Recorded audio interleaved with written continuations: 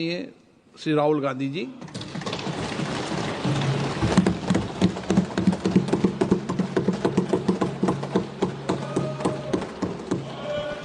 Thank you, Speaker Sir, for allowing me to speak on the President's address.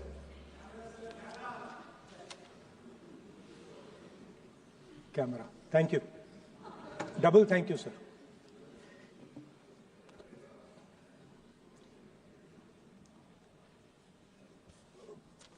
I heard the President's address. I sat there with Kharge ji and I listened to it. And I must say, I struggled through the President's address to maintain my attention on what was being said, because I had heard pretty much the same President's address the last time and the time before that and the time before that. And it was the same laundry list of things that the government has done.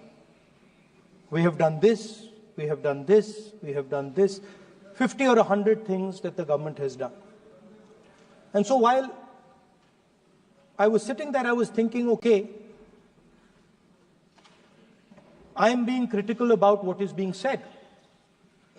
And I am saying that this is not the type of President's address that should be delivered.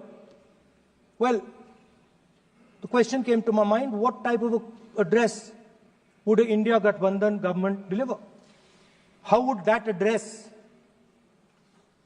be different than the address we heard? Because it's no point me saying that it is a laundry list and then not providing an alternative idea.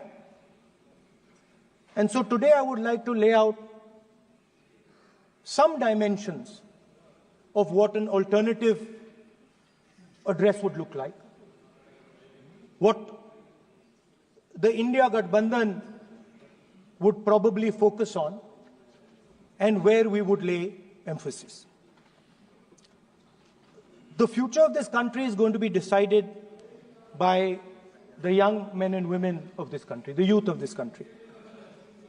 So I think anything we say has to be addressed to them, has to be spoken to them. The first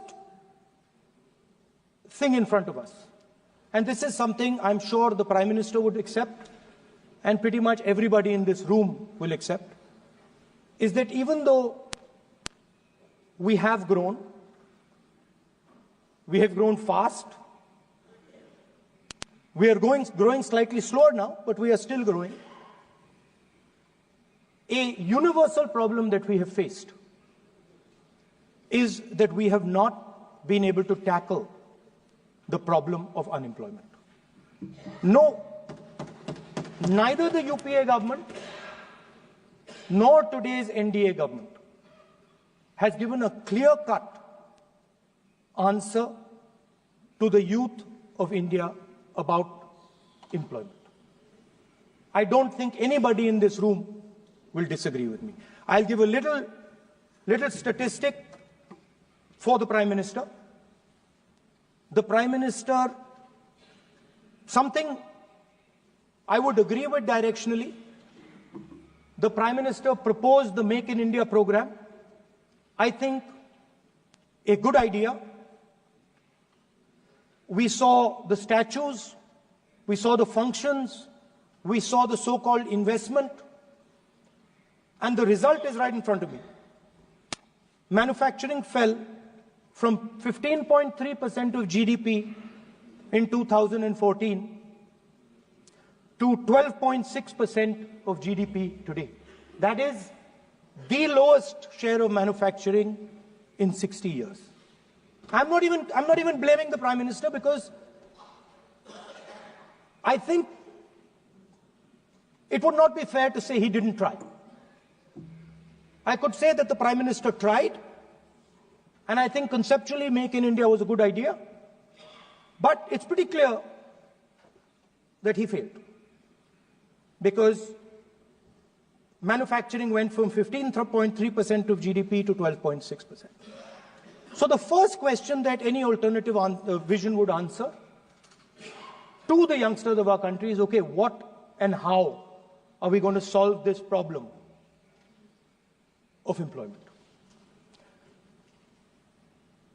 Any country basically organizes two things. You can organize consumption, and then you can organize production. Modern way of saying organizing consumption is services. Modern way of saying organizing production is manufacturing. But there is more to production than simply manufacturing. For example, agriculture also is about production. Now, pretty much every government since 1990 has done a decent job on consumption, on organizing consumption. Which are the companies that organize consumption? Uber organizes consumption.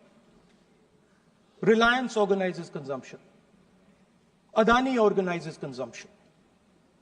But we have, as a country, failed in organizing production. We have excellent companies that try to organize production. They are the Mahindras of this world. They are the Bajajs of this world. Part of Tata's organizes production, but the record of the country in organizing production is dismal. And essentially what we have done is we have handed over the organization of production to the Chinese.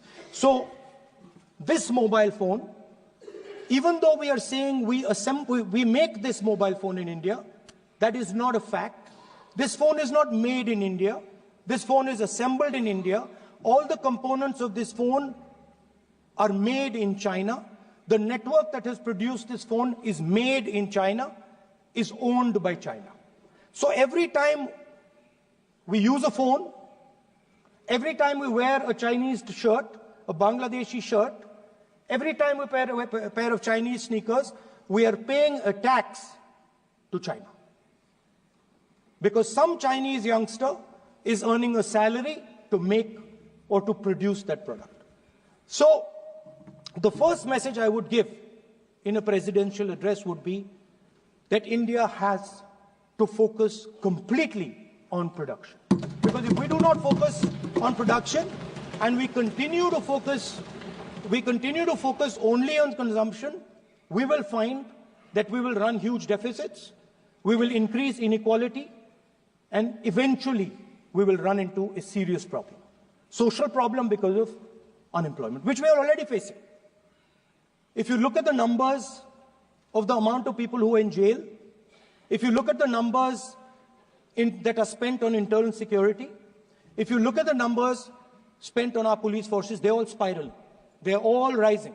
And everybody understands that social tension is on the rise in India. So now the next question comes, okay, so where is this employment going to come from? What is India going to produce? And for that, I'd like to tell all the youngsters of this country that there is a revolution taking place, an exciting revolution. The world is transforming completely. And the change that is taking place, at the heart of the change that is taking place, we are moving from the world of the internal combustion engine to the world of the electric motor. We are moving from petrol to batteries. We are moving wind, solar, potentially nuclear energy.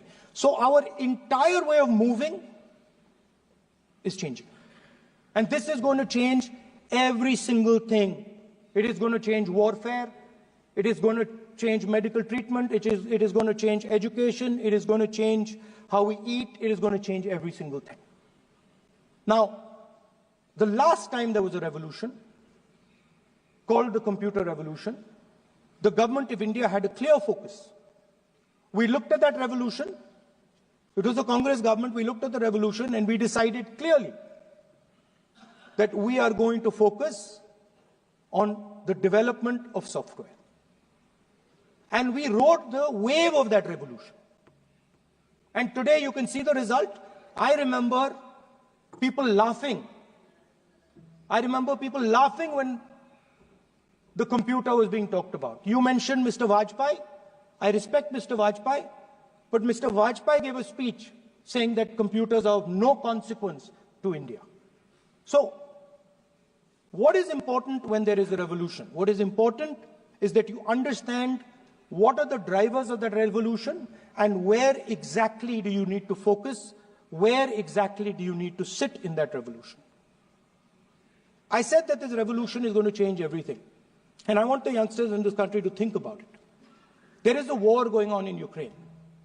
The war in Ukraine is actually a war between the internal combustion engine and the motor, the electric motor. The electric motor is inside the drone, the engine is inside the tank. And if you look at what is going on in Ukraine, the tanks are dying by the thousands. And small little drones with electric motors, small batteries, not much bigger than that, are destroying the entire tank artillery infrastructure of both Ukraine and Russia. So the drone is the electric motor. The drone is the battery.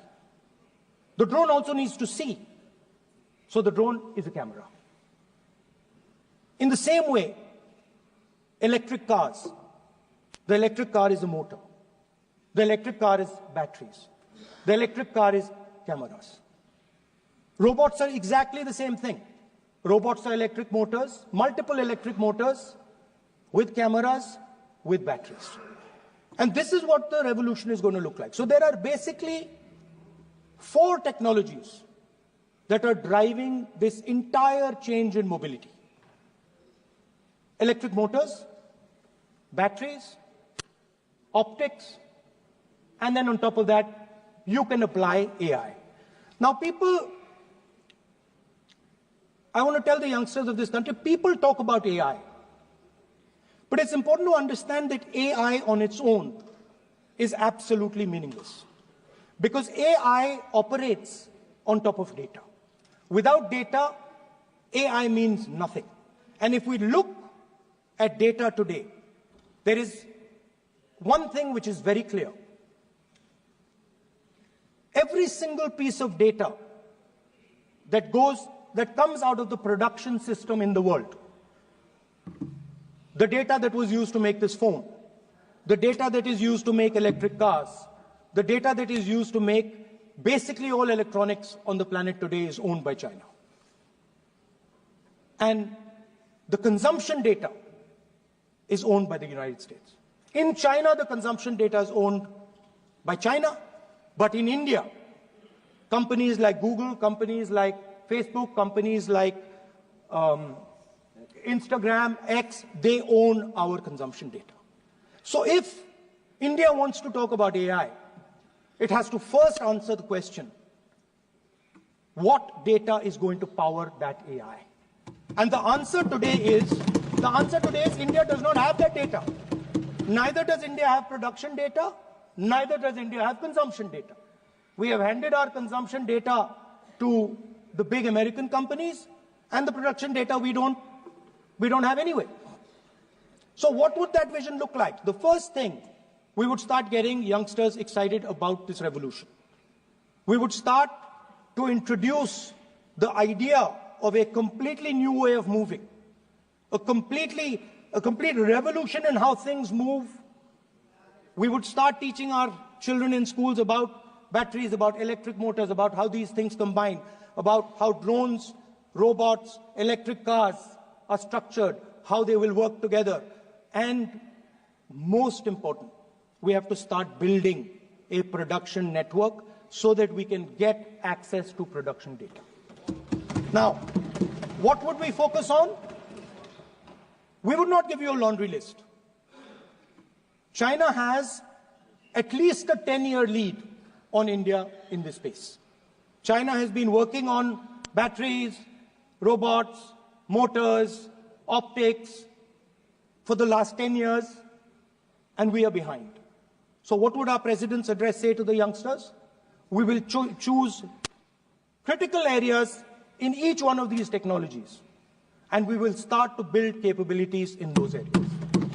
The second thing we would do, we would ensure that our banking system is not captured by 2 or 3 companies that basically do not allow you to build a production system. But our banking system is open, is dynamic, and is accessible to small and medium businesses and to millions and millions of entrepreneurs who want to take part in this revolution. Our foreign policy would take into account this revolution. When we talk to the United States, we would not send our foreign minister to invite our prime minister to his coronation. We would not send him 3 or 4 times, please invite our prime minister. Because if we had a production system and if we were working on these technologies, the American president would come here and invite the prime minister. So it is important to understand where a...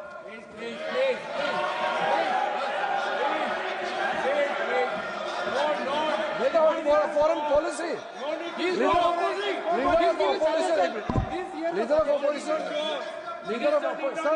Leader of opposition cannot make such serious, unsubstantiated statement.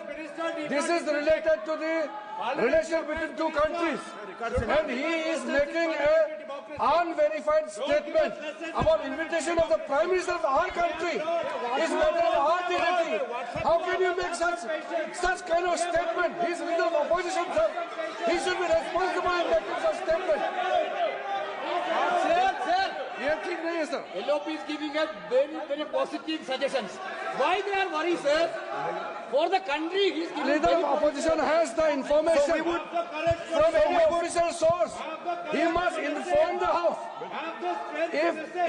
If leader of opposition has the information, please inform the House. Okay. Who has told you that foreign ministers have visited for the purpose which you have mentioned? You must specify it. So, I'm sorry that disturbed you, that question. I apologize for disturbing your peace of mind. It's okay. I've apologized. I've apologized for disturbing your peace of mind. I'm sorry. Apologize for lying to the House. ऐसा नहीं होता है. तो serious होना चाहिए leader of opposition को. कम से कम देश के मामले में तो एक हो. देश के मामले में तो एक वॉइस से बोलना चाहिए. ये गलत बात है. ये ठीक नहीं है. लीडर ऑफ अपोजिशन को इस तरह का बयानबाजी नहीं करना चाहिए. ये गंभीर विषय पर चर्चा चल रही है. So we would start by telling our young men and women that they have to be at the forefront of this revolution. We cannot afford that the Chinese are at the forefront of this revolution. Number 1. Number 2, we would ensure that the absolute best experts on these technologies would talk to our students, would talk to our youngsters and guide them on what a future, on what these future technologies are going to do. We would make them partners in this revolution. Now, we talk about defense. And today, we have the Chinese. And the Prime Minister has denied it. And the army has contradicted the Prime Minister. It's true. The Prime Minister has denied it. The Prime Minister has denied it. And the army has disagreed with the Prime Minister that China is sitting on 4,000 square kilometers of our land, of our territory.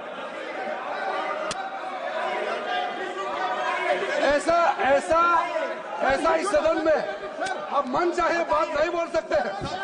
ये बिल्कुल ठीक नहीं है sir. ये serious मामला है. आप foreign policy पे, बॉर्डर इश्यू पर आप अपना कैसे मजाक बात कर सकते हैं? अपना मन मरण कहानी आप बना के बोल रहे हैं. ये तो बहुत सीरियस मामला है.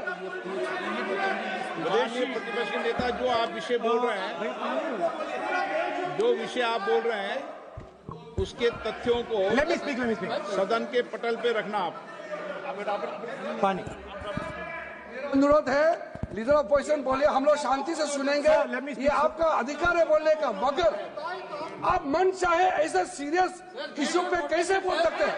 ये सीरियस मामला है। आप सदन में बोल रहे हैं, से बोलते हो, फॉरेन मिनिस्टर के पास बोल देते हो, सीमा का बात ऑफिशियल पर्सन से अलग बात करते हैं, ऐसा मत बोलिए, ये देश के लिए ठीक नहीं है। आपको सीरियस होना पड़ेगा लीडर ऑफ अपोजिशन। ये गंभीर मामले को आप ऐसा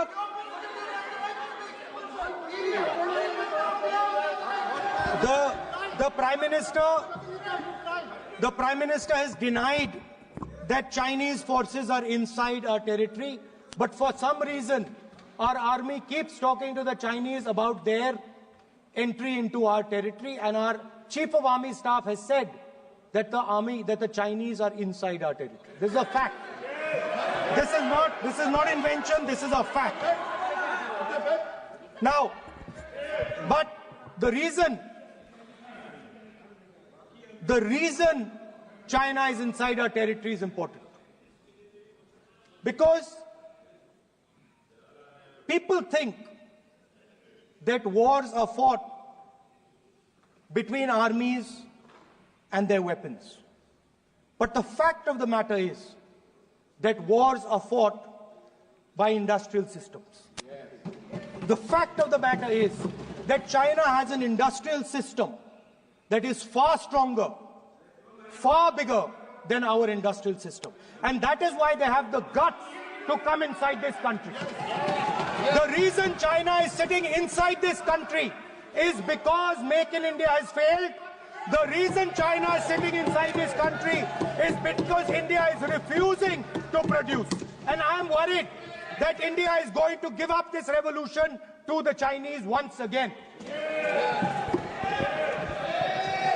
The reason I made this reference is because everything is connected.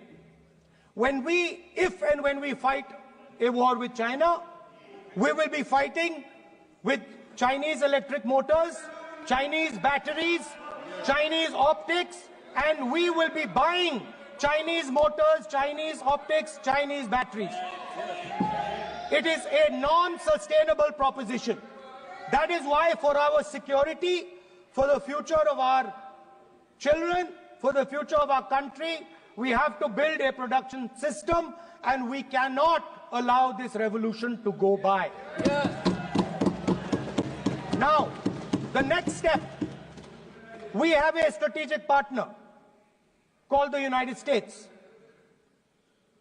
The partnership should focus on how India and the United States can work together to take advantage of this revolution. That is what the conversation should be on. Please understand that India is as important as the United States for the simple reason that they cannot build an industrial system without us. They cannot build a production system without us. No matter what they say, the Americans simply cannot do what India can do because their cost structure is much, much, much more expensive than ours. We can build things that the Americans would never imagine. India can do that. So that would be the first part of a president's address. We would talk to the youngsters in India and say to them, we want you to be partners in this revolution. We want to change the Indian banking system so you can have access to it. And we believe in you, we trust in you, and we believe you can take on the Chinese. That's the first part. The second part would be about participation. We have done a caste census in Telangana, and what we have found is shocking. Almost 90% of Telangana is either Dalit, Adivasi, backward, or minority. Almost 90%. And I am convinced that that is the story across the country. I am absolutely convinced that the OBC population of this country is not one less than 50%, possibly 55%. 16% are Dalits. 9% are Adivasis. 15% are minorities. Last budget, there was a photograph. You remember the photograph? Of course. वो मक्खन बांटने वाली, हलवा बांटने वाली photo.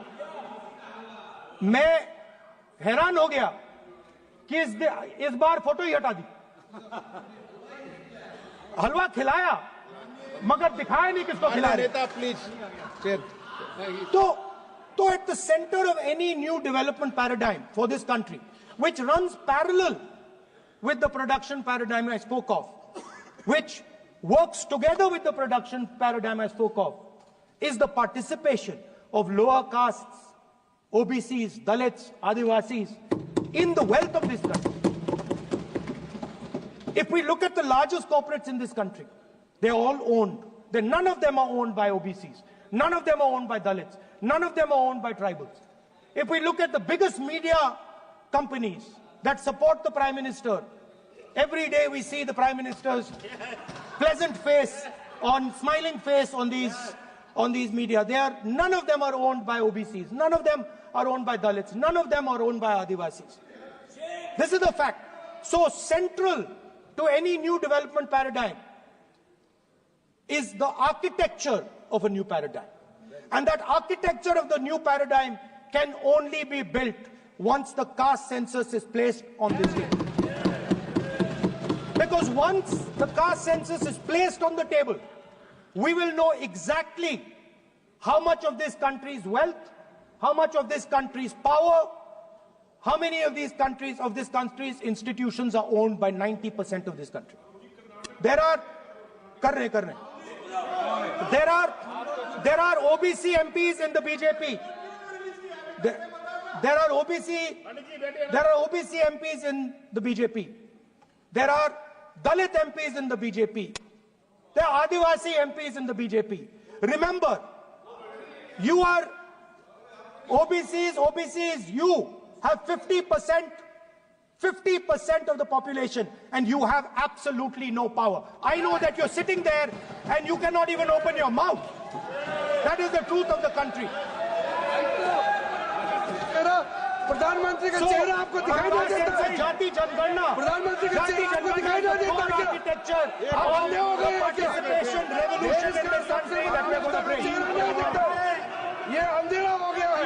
Parliament में है. ये कुछ दिखता नहीं है. सोनिया गांधी, प्रियंका, ये लीडर ऑपोजिशन को कुछ दिखाई नहीं देता है. ओबीसी बात करते हैं. So the idea is, Speaker Sir, the idea.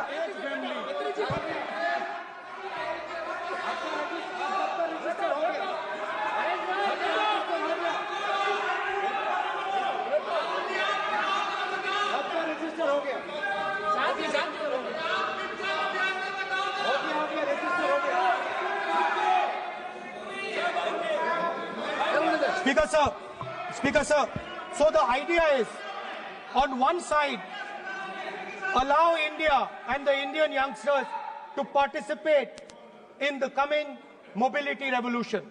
Allow them to participate in building robots, in building drones, in building electronic items, in building EVs. And on the other side, running parallel.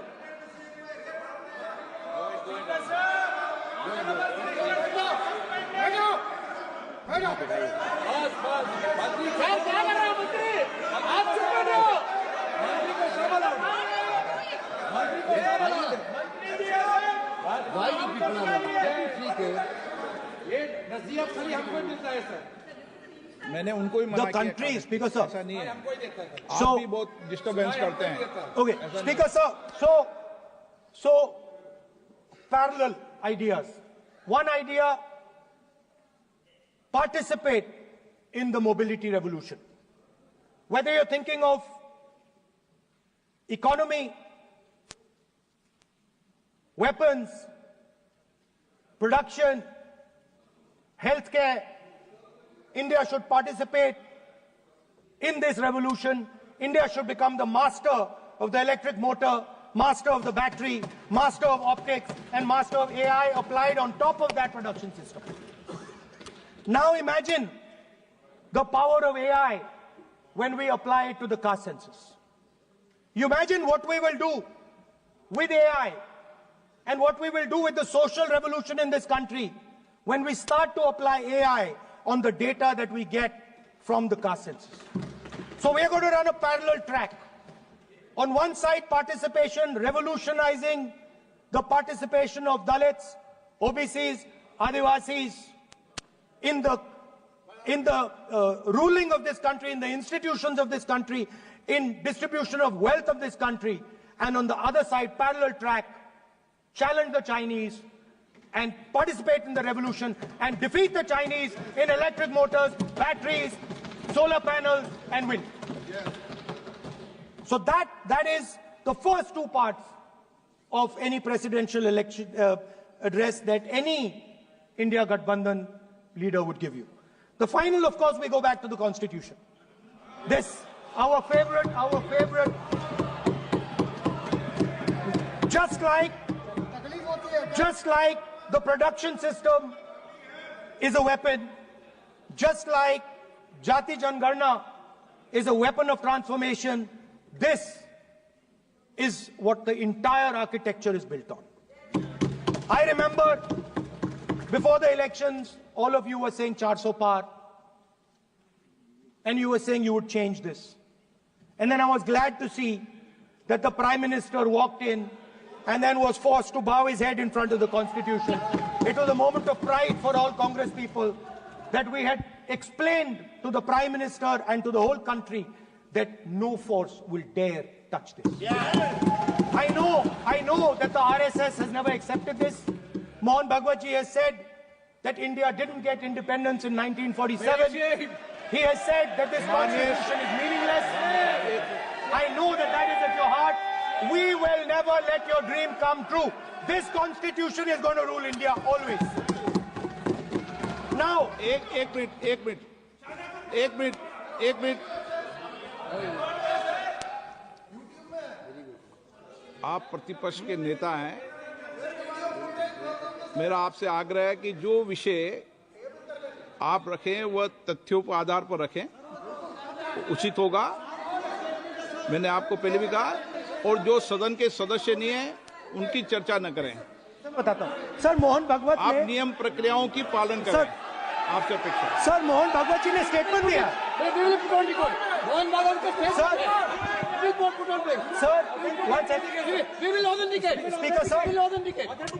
Speaker sir, Mohan Bhagwat ji made a statement saying that India did not receive independence in 1947.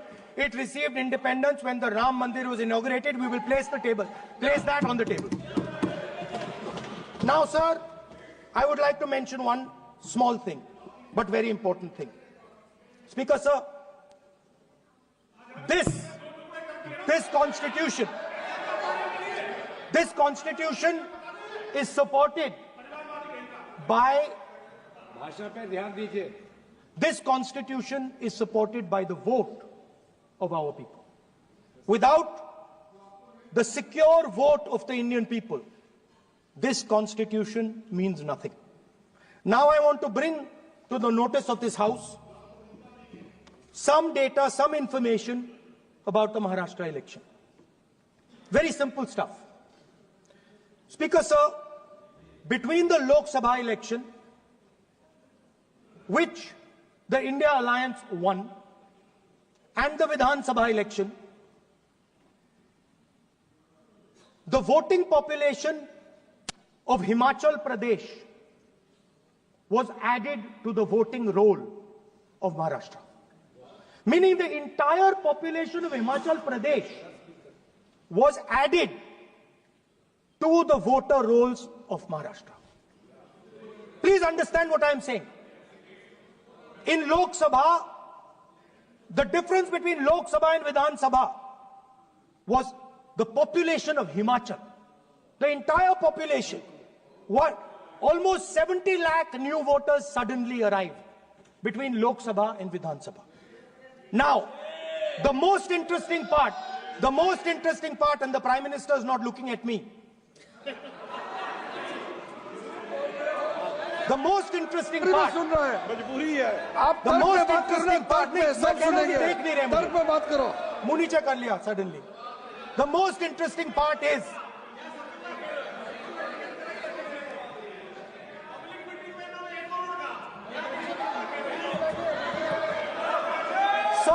Sir, Maharashtra mein more voters were added in 5 months in Maharashtra than were added in 5 years in Maharashtra. जितने 5 साल में add हुए उससे ज्यादा 5 महीने में add हुए, आखिरी 5 महीने में लोकसभा चुनाव के बाद। सर, एक बिल्डिंग है सर शिरडी में, एक बिल्डिंग में 7,000 नए वोटर एक बिल्डिंग में ऐड हुए सर। एक बिल्डिंग में 7,000 नए वोटर ऐड हुए सर। सर, मैं कोई आरोप नहीं लगा रहा हूं, मैं कोई आरोप नहीं लगा रहा हूं, मैं सिर्फ ये कह रहा हूं सर कि ये इसमें कुछ ना कुछ प्रॉब्लमैटिक है कि हिमाचल प्रदेश जितने बड़े वोटर्स लोकसभा के बाद जादू से आ जाते हैं। अब हम क्या कह रहे हैं, हमने इलेक्शन कमीशन से रिपीटेडली कहा है कि हम आरोप नहीं लगा रहे हैं, आप एक काम कीजिए, हमें लोकसभा की वोटर लिस्ट दे दीजिए, नेम एड्रेस और इलेक्ट्रॉनिकली दीजिए, और विधानसभा नहीं है। नहीं सर, नहीं नहीं नहीं नहीं नहीं नहीं स्पीकर सर, स्पीकर सर, वो सब वेबसाइट पे रहती है, सब जानते हैं, कभी भी कोई निकाल सकता है। स्पीकर सर, मैं समझा देता हूं sir. Speaker sir, speaker sir, वो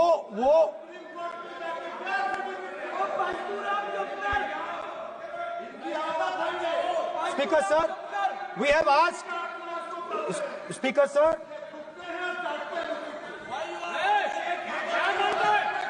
speaker sir, we are asking this question, we are asking this, speaker sir, population of Himachal Pradesh,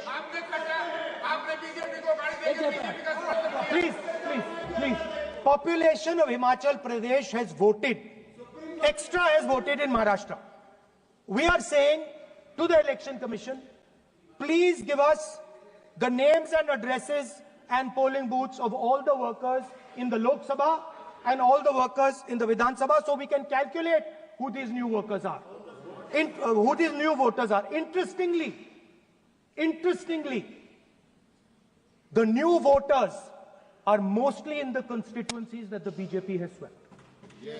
Please understand, the new voters have been added mostly in the constituencies where BJP has swept. I am still not making an allegation. I am saying on the floor of the House that the Election Commission has to give the data of the Maharashtra elections to the Congress Party, to the Shiv Sena and to the NCP, so that we can see exactly where these voters have been added, who has been subtracted, who has been added, where they have been added. This is not a irresponsible request.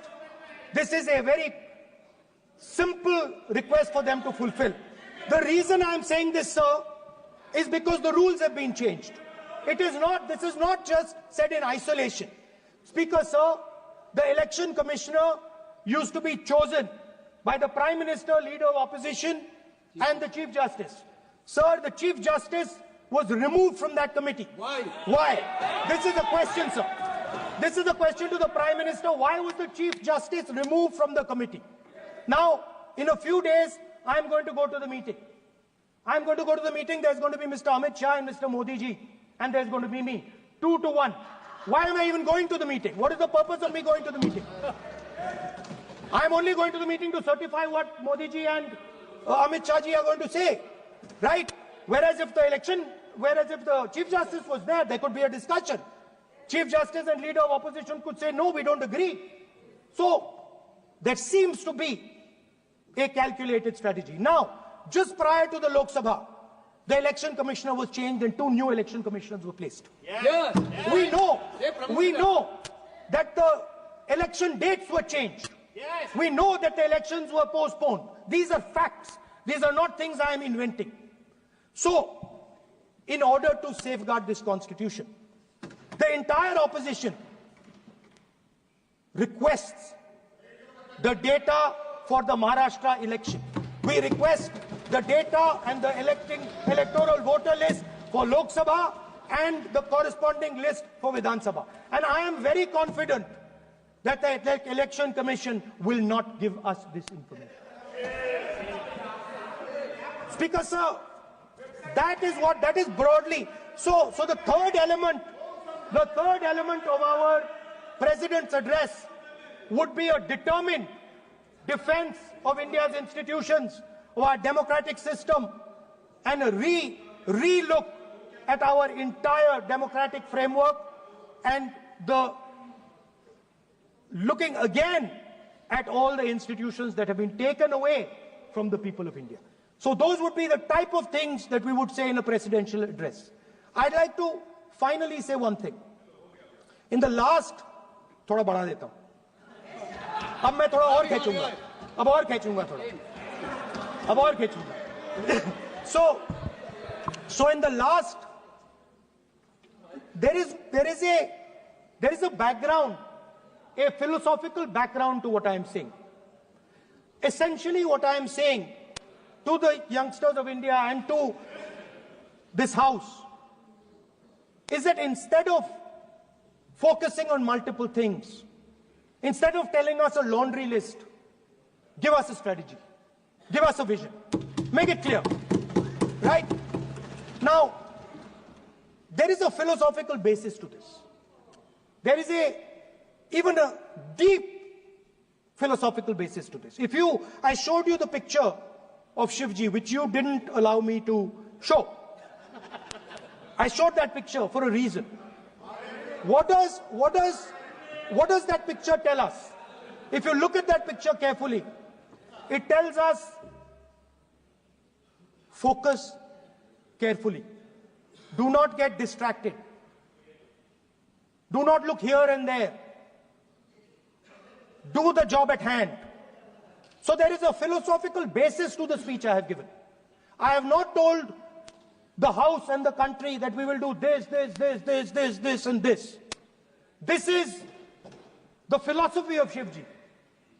Say what you have to say, but be clear that you're going to do that one thing and don't do 56, 70 different things. So there is a link between our philosophical tradition, our religious tradition, and what I'm saying. And that is what India needs to do. India needs to connect the past, the values of the past. You talk about Sardar Patel ji, but you destroy Sardar Patel ji's values every day. You talk about Ambedkar ji, you destroy his values every day. You talk about Nehru ji. No, you don't talk about Nehru ji. Right? You bow in front of Buddha. You destroy what he says. So the point is, you have to be truthful to what you are, right? And it is important that when you are giving a way forward to the nation, there is clarity of purpose.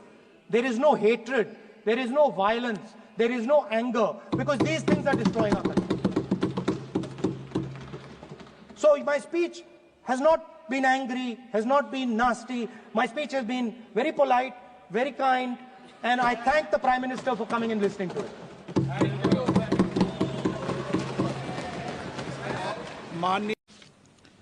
माननीय Shri Rahul Gandhi ji,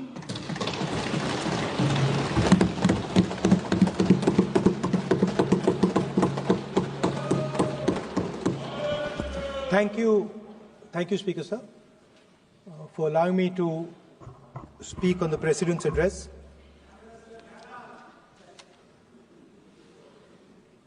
Camera. Thank you. Double thank you, sir.